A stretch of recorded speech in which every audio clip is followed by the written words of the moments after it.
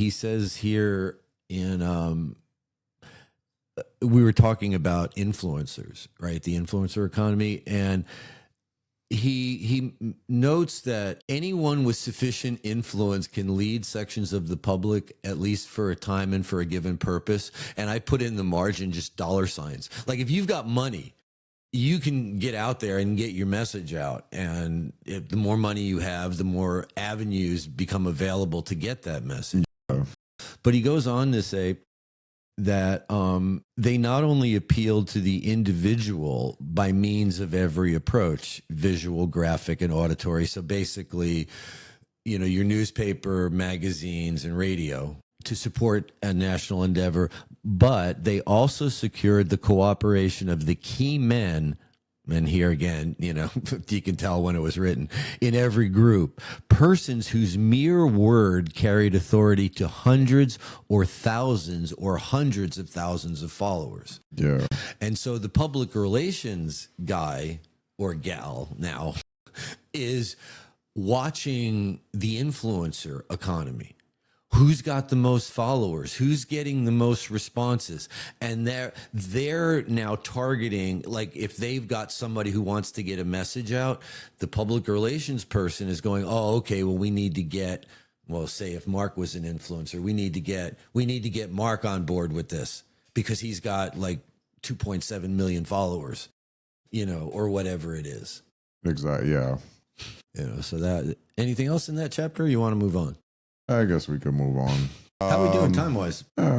Probably say another 10 minutes or so. All right. Well, we're trying to keep our things to like an hour. Ish, yeah. Yeah. All right. You know, I don't want to. I just mostly doing that just because of my own preference.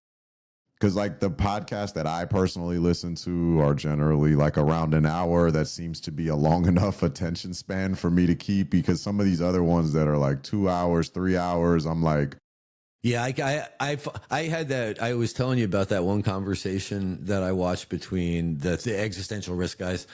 And it's like a 3.5 hour conversation. And I actually had to split it up. I had to watch half of it and then think about that and then go back and watch the second half. yeah. Because that's too much.